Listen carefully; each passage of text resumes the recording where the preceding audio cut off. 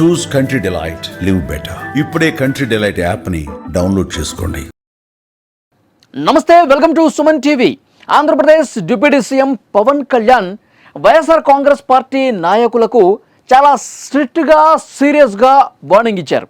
మాట్లాడితే వైఎస్ఆర్ కాంగ్రెస్ పార్టీ నాయకులు మీ గొంతు కోసేస్తాం, మీ అంతు చూస్తాం, మీకు సినిమా చూపిస్తాం, ఇలాంటి బెదిరింపు ధోరణికి ఇంకా పాల్పడుతూనే ఉన్నారు. ఇలాంటి వ్యాఖ్యలు చేస్తూనే ఉన్నారు. మళ్ళీ మేము అధికారంలోకి వస్తే సప్త సముద్రాలు అవతలున్నా సరే ఈడ్చుకొస్తాం, మీ బట్టలోడు తీస్తాం, మీ గుడ్డలోడు తీస్తాం, కత్తితో గొంతు పరపర రప కోసేస్తాం. ఇవే డైలాగ్స్ కనిపిస్తూ ఉన్నాయి.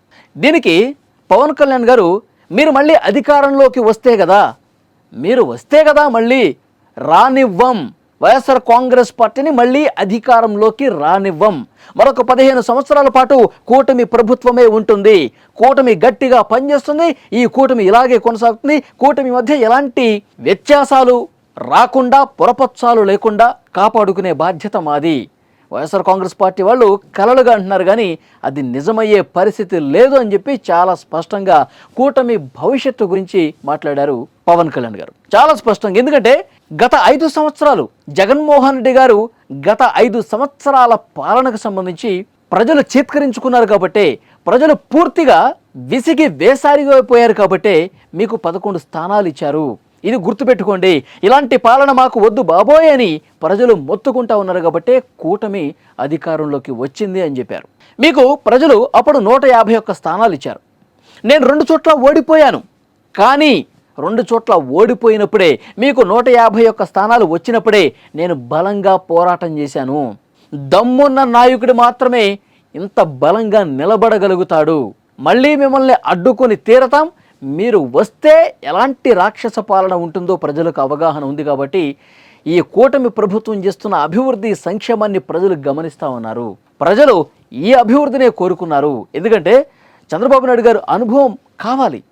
నేను పోరాటం చేస్తాను, నేను గట్టిగా నిలబడతాను, కానీ ఆర్థిక విధ్వంసం జరిగినటువంటి ఈ రాష్ట్రాన్ని గాడిన పెట్టాలంటే, ఈ రాష్ట్రం అభివృద్ధి దిశగా అన్ని రంగాల్లో ముందుకు పోవాలంటే ఒక పక్కా ప్రణాళికతో రాష్ట్రాన్ని అభివృద్ధి వైపు తీసుకెళ్లే నాయకుడు చంద్రబాబు నాయుడు కాబట్టే ఆయనకు మేము సపోర్ట్ చేశాం. మరొక 15 సంవత్సరాల పాటు కూటమి ఉంటుంది, చంద్రబాబు నాయుడు గారే ముఖ్యమంత్రిగా ఉంటారు అని మరొకసారి కుండ బద్దలు కొట్టినట్టు చెప్పిన పరిస్థితుంది. ఇప్పుడు వైఎస్ఆర్ కాంగ్రెస్ పార్టీ నాయకులు ఒక భయం కనిపిస్తుంది, ఒక ఆందోళన కల్పిస్తోంది. ఎందుకు? పవన్ కళ్యాణ్ గారు గత ఎన్నికలకు ముందు 2024 ఎన్నికలకు ముందు చాలా స్పష్టంగా అనేక వేదికల మీద చెప్పారు, వ్యూహం నాకు వదిలేయండి, నేను చూసుకుంటాను, వైఎస్ఆర్ కాంగ్రెస్ పార్టీని అధపాతాళానికి తొక్కేసే బాధ్యత నేను తీసుకుంటాను. ఇది పవన్ కళ్యాణ్ చెప్పింది. మరి అన్నట్టుగానే చేశారు. వైసీపీ అధికారంలోకి రాకూడదు, జగన్ మళ్ళీ ముఖ్యమంత్రి కాకూడదు, అధపాతాళానికి తొక్కేస్తాను అన్నాడు పవన్ కళ్యాణ్ గారు. అదే వ్యూహాన్ని రూపొందించారు. పార్టీని, వైఎస్ఆర్ కాంగ్రెస్ పార్టీ ప్రభుత్వాన్ని పూర్తిగా పాతాళంలోకి తొక్కేసి 11 స్థానాలకి పరిమితం చేశాడు. ఇప్పుడు వైసీపీ నాయకులు కూడా అనుకుంటున్నారు, ఇప్పుడు మార్కాపురం సభ మీద కూటమి గట్టిగా ఉంటుంది, కూటమి బలంగా ఉంది, ప్రజలు కూటమినే కోరుకుంటున్నారు, నేను జగన్మోహన్ రెడ్డిని మళ్ళీ రానివ్వను అని మళ్ళీ శపథం తీసుకుంటా ఉన్నాడు. ఈయన అన్నంత పని చేస్తాడు. ఈ కూటమి ఈ విధంగా గట్టిగా ఉన్నంతకాలం, పవన్ కళ్యాణ్ గారు ఆ కూటమిలో ఉన్నంతకాలం, పవన్ కళ్యాణ్ గారు చంద్రబాబు నాయుడు గారితో ఉన్నంతకాలం మనం అధికారంలోకి వచ్చే ప్రసక్తే లేదు, మనం అధికారంలోకి రావటం అసాధ్యం పవన్ కళ్యాణ్ కూటమిలో ఉన్నంతకాలం అని చెప్పి వైఎస్ఆర్ కాంగ్రెస్ పార్టీ నాయకులు భయపడిపోతున్నారు. వైఎస్ఆర్ కాంగ్రెస్ పార్టీ నాయకులు లిటరల్గా వాళ్ళలో ఒక ఆందోళన కనిపిస్తోంది. ఎలాగైనా టీడీపీ జనసేన మధ్య ఒక గ్యాప్ తీసుకురావాలి, ఎలాగైనా టీడీపీ జనసేన విడిపోవాలి, ఎలాగైనా పవన్ కళ్యాణ్ గారు ప్రభుత్వం నుంచి బయటికి రావాలంటే ఆయన వచ్చేట్టు కనిపించట్లేదు. ఆయన ఇంకా చంద్రబాబు నాయుడు గారి మీద పూర్తి నమ్మకంతో ఆంధ్రప్రదేశ్ అభివృద్ధి జరగాలంటే చంద్రబాబు నాయుడే ముఖ్యమంత్రిగా ఉండాలని చెప్పి పదే చెప్తా ఉన్నాడు. వీళ్ళిద్దరిని విడగొట్టడం మన వల్ల కాదు. మరి ఏం చేయాలి? క్షేత్రస్థాయిలో టీడీపీ జనసేన కార్యకర్తల్ని చెల్లాచెదురు చేయాలి. టీడీపీ జనసేన కార్యకర్తలు పూర్తిగా కింద బంధం అంతా కూడా విడిపోవాలి. అప్పుడు మాత్రమే మనం అధికారంలోకి రాగలమని చెప్పి అలాంటి ప్రయత్నాలు వైఎస్ఆర్ కాంగ్రెస్ పార్టీ చేయబోతుందంటూ కూటమి పార్టీల నాయకులు మాట్లాడుతున్న పరిస్థితుంది. సో డెఫినెట్గా జగన్మోహన్ రెడ్డి పార్టీలో ఉన్నటువంటి వాళ్ళు ఈ కూటమిని విడగొట్టడానికి కనీసం క్షేత్రస్థాయిలో కార్యకర్తలనైనా చెల్లాచెదురు చేసే ప్రయత్నాలు జరుగుతాయి.